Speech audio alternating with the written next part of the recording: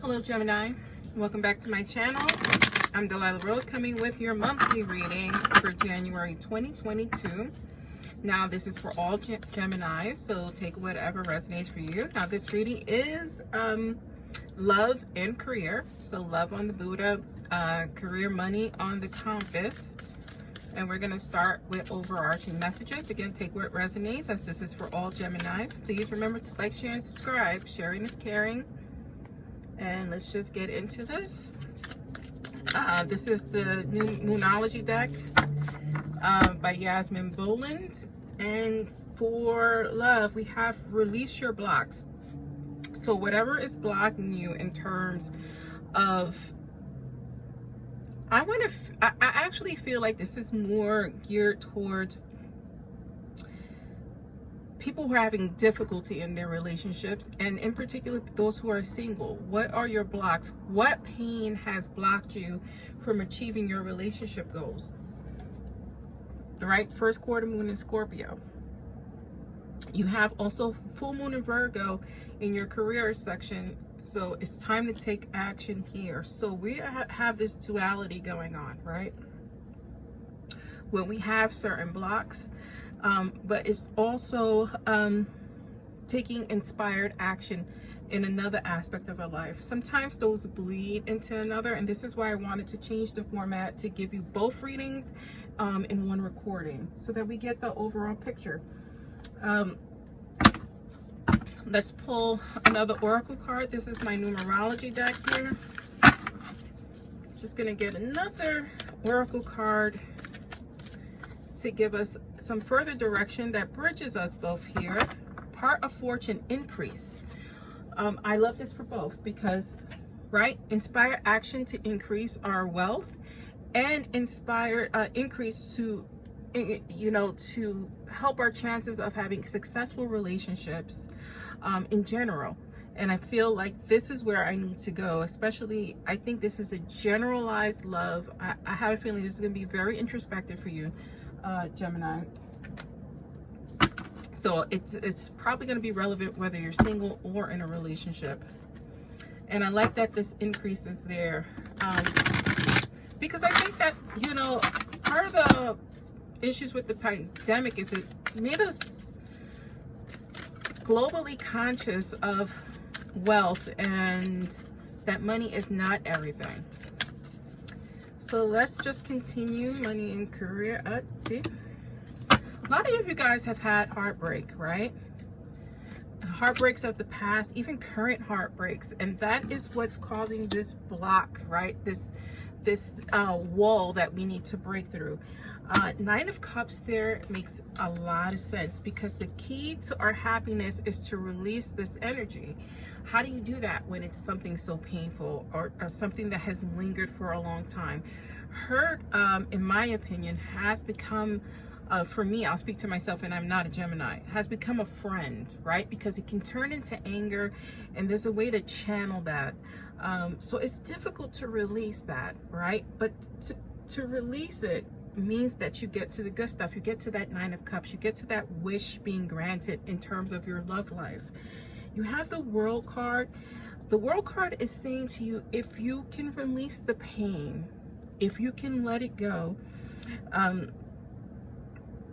you'll have abundance. I mean, it's easier said than done. A lot of people try to do this themselves. Sometimes it means getting help. That is okay. Getting help is okay. Saying you need help is okay. Understanding your abuses and your pains are okay. Releasing it doesn't mean you forgive and you forget. You just channel it in a way that helps you rather than hurts you. And right now, you're just living in a world of pain and you just don't know how to let it go. This is the push you need if you need help, to get help to release. Again, help is okay. You have that Page of Pentacles there. That is, you know, thinking about your situation, assessing it, really contemplating what direction you need to go into to get that help.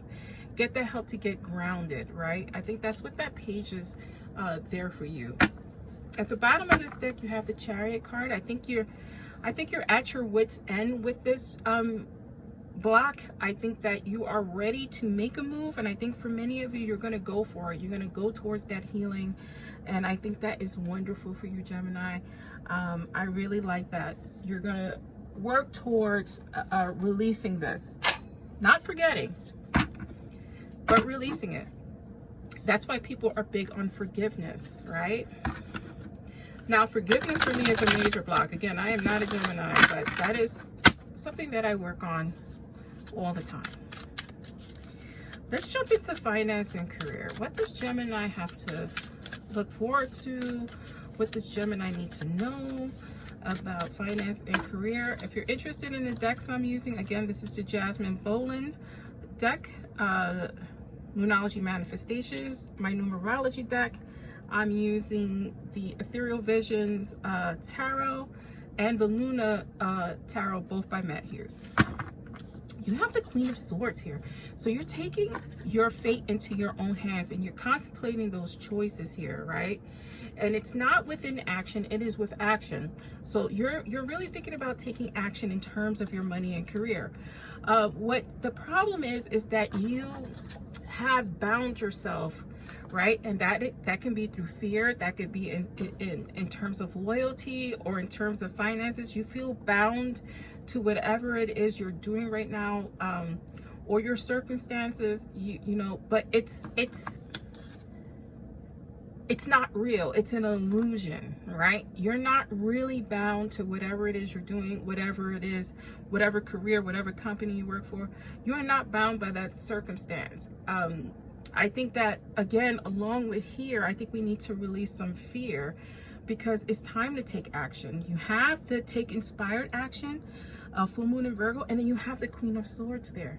So it's time for you to make your move and get over your fears in terms of whatever it is you're trying to accomplish here. You have the Star card, so it's telling you the choice is yours. Your wishes can come true with the Star card there.